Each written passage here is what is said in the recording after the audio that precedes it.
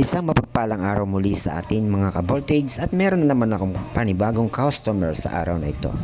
At meron po sila sa aking ipapa-repair na isang automatic washing na sira na po ang kanyang body. Yan na po, bulok-bulok na po yan, no? Sira na po talaga yung ano niya, kaha. So ibebenta na nga po nila to sa magbobote. Napadaan ako at nakita nila na nagre-repair ako doon sa kapitbahay nila. So nagtanong sila sa akin kung nagre-repair daw ako ng washing machine na sira na yung kaha. So sabi ko naman sa customer, opo, nagre-repair ho ako, nagbabody repair ako ng washing machine na sira na po yung kaha.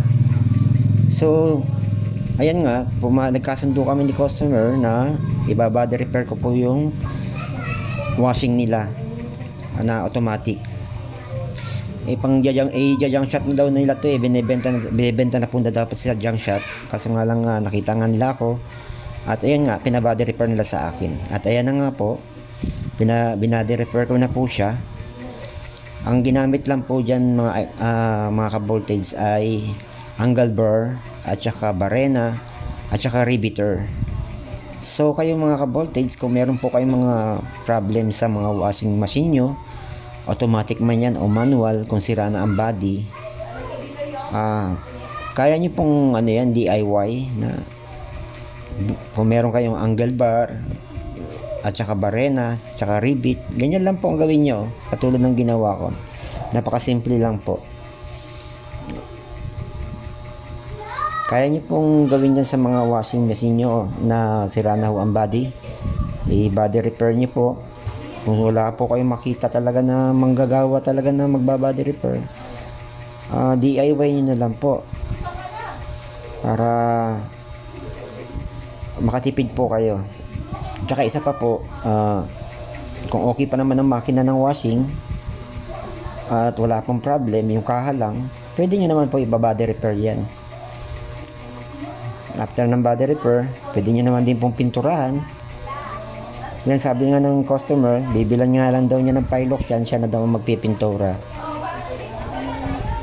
So isang bote na lang ho yan, pang spray na kulay white para maging bago-bago na siyang tignan.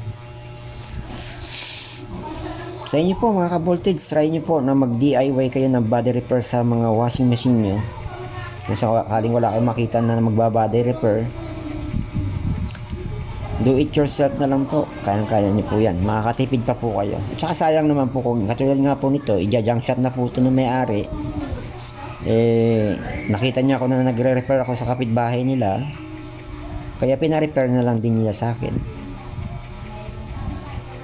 So ngayon, magagamit na nila.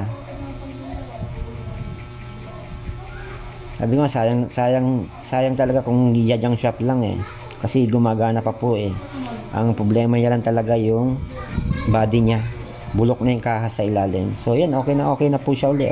Magagamit na po uli ni customer.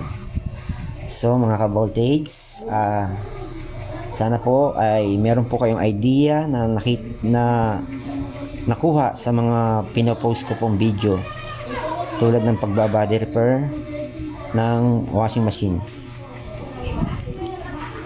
Huwag niyo pong kalimutan, paki-follow po ang page ko, paki-like po, and paki-share na rin po para aware din po ang iba na gustong makakuha ng idea kung paano mag-body repair ng washing machine na sira na po o kinakalawang na po, sira na po ang body. Maraming salamat po and God bless po muli sa ating lahat.